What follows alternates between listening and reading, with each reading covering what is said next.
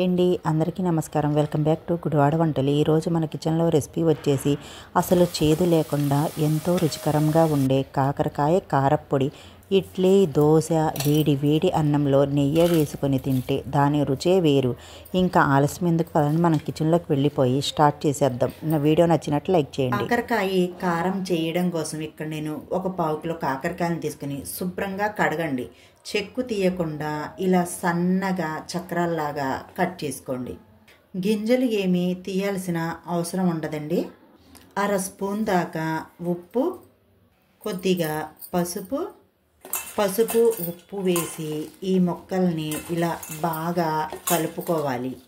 దీని మీద మూత పెట్టేసి ఒక అరగంట పక్కన పెట్టేయండి. ఇలా చేయడం వల్ల ఈ కాకరకాయలో ఉన్న చేదు తగ్గుతుంది. మనం వేయించేటప్పుడు త్వరగా వేగిపోతాయి. అరగంట తర్వాత ఈ కాకరకాయలోని ఈ నీళ్ళన్నీ ఇలా నలిపి తీసేసుకోండి. మీకు ఇలా చేయడం ఇష్టం లేకపోతే మీరు కావాలంటే డైరెక్ట్గా అయినా ఈ కాకరకాయల్ని ఫ్రై చేసుకోవచ్చు. ఇలా నీళ్ళన్నీ పిండేసుకున్న ఈ కాకరకాయ ముక్కల్ని వేరే గిన్నెలో తీసుకోండి. ఒక్కసారి నేను చేసే విధంగా మీ ఇంట్లో ఈ కాకరకాయ పొడిని చేయండి. మీ ఇంట్లో వాళ్ళందరికీ బాగా నచ్చుతుంది. ఇలా నీళ్ళన్నీ తీసేసుకున్నాం కదండి. ఇప్పుడు ఈ కాకరకాయ ముక్కల్ని ఫ్రై చేసుకుందాం. స్టవ్ ఆన్ చేసుకుని స్టవ్ మీద కడాయి పెట్టుకుని ఒక 4-5 టేబుల్ స్పూన్ దాకా వేరుశనగ నూనెని వేసుకోండి. మీ దగ్గర లేకపోతే నార్మల్ ఆయిల్ని వేసుకోండి.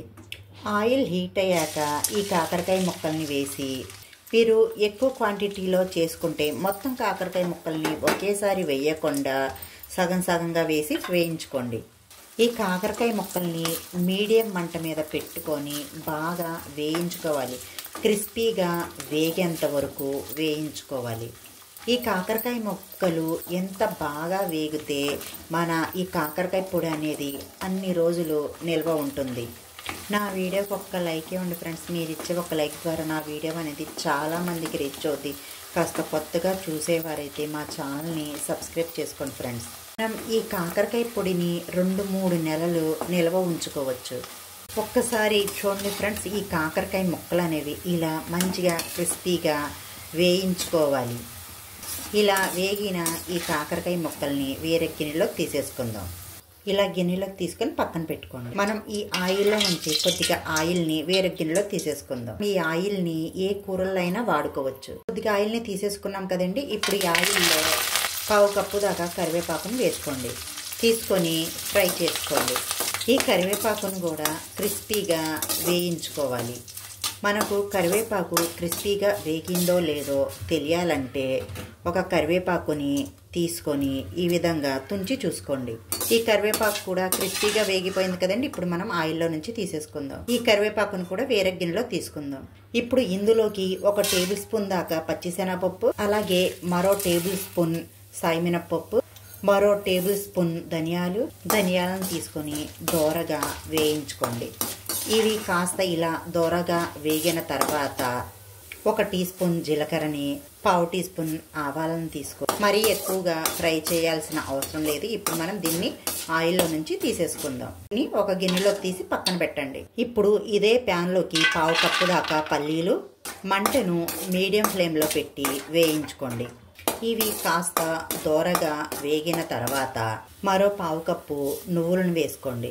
మనం చేసే ఈ కాకరకాయ పొడిలో ఈ నువ్వులు వేస్తే చాలా చాలా రుచిగా ఉంటుంది.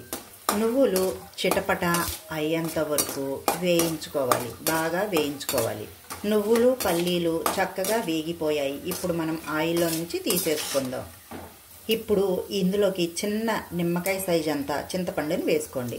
వీటిని కూడా మనం వేరే గిన్నెలోకి తీసుకుందాం. ఒక మిక్సీ గిన్నెని తీసుకొని మనం ముందుగా ఫ్రై చేసి పెట్టుకున్న పచ్చిశనగపప్పు, పల్లీలు, నువ్వులను కూడా వేసి ఇప్పుడు వీటిని బాగా గ్రైండ్ చేయండి. ఇప్పుడు వీటిని ఇలా బాగా గ్రైండ్ చేశాక మనం ఫ్రై చేసుకున్న ఈ కరివేపాకు అంతా వేయకుండా కొద్దిగా పక్కన ఉంచుకోండి. అలాగే ఇందులోని ఒక 2 టేబుల్ స్పూన్ దాకా కారం వేసుకోండి. కారం అనేది కాస్త ఎక్కువగానే పట్టుద్దండి, చూసి వేసుకోండి.